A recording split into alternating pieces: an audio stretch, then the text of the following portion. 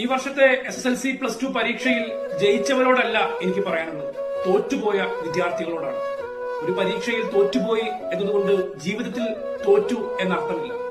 നമ്മൾ ആർക്കും കൊള്ളില്ല, ഒന്നിനും കൊള്ളാത്തവരാണ് എന്ന അർത്ഥം നമ്മൾ ഒരിക്കലും നൽകരുത്. അങ്ങനെ മുദ്ര കുത്തുകയും ചെയ്യരുത്. ഒരു പരീക്ഷയിൽ തോറ്റതുകൊണ്ട് തോറ്റു കൊടുക്കേണ്ടതല്ല നമ്മുടെ ജീവിതം. അനേകം സാധ്യതകൾ നമ്മുടെ ജീവിതത്തിൽ മുന്നോട്ട് വിജയത്തിനു വേണ്ടി കാത്തിരിക്കുന്നു എന്ന നിശ്ചയദാർഢ്യം നമുക്കുണ്ടാവണം. തോൽവി വിജയത്തിലേക്കുള്ള ഒരു കയറ്റുപടിയായി നമ്മൾ കാണണം. തോറ്റുപോകുന്നവരുടെ കൂട്ടത്തിലല്ല, ജീവിതത്തിൽ വിളങ്ങിത്തിളങ്ങി വിജയിക്കുന്ന കൂട്ടത്തിലാണ് നമ്മൾ എത്തേണ്ടത്. നമ്മളൊന്ന് തോറ്റു കാണാൻ ആഗ്രഹിക്കുന്നവരോട് ജീവിതം കൊണ്ട് വിജയിച്ചു കാണിച്ചു കൊടുക്കണം. ഈ വർഷത്തെ SSLC +2 പരീക്ഷയിൽ ജയിച്ചവരോടല്ല എനിക്ക് പറയാനുള്ളത്, തോറ്റുപോയ വിദ്യാർത്ഥികളോടാണ്.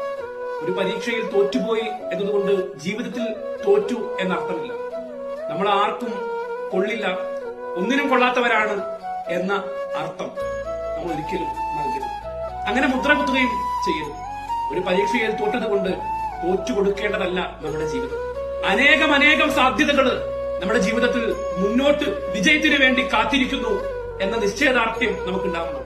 തോൽവി വിജയത്തിലേക്കുള്ള ഒരു കയറ്റുപടിയായി നമ്മൾ കാണണം. തോറ്റുപോകുന്നവരുടെ കൂട്ടത്തിലല്ല, ജീവിതത്തിൽ വിളങ്ങിത്തിളങ്ങി വിജയിക്കുന്ന കൂട്ടത്തിലാണ് നമ്മൾ എത്തേണ്ടത്. നമ്മളൊന്ന് തോറ്റു കാണാൻ ആഗ്രഹിക്കുന്നവരോട് ജീവിതം കൊണ്ട് വിജയിച്ചു കാണിച്ചു കൊടുക്കണം.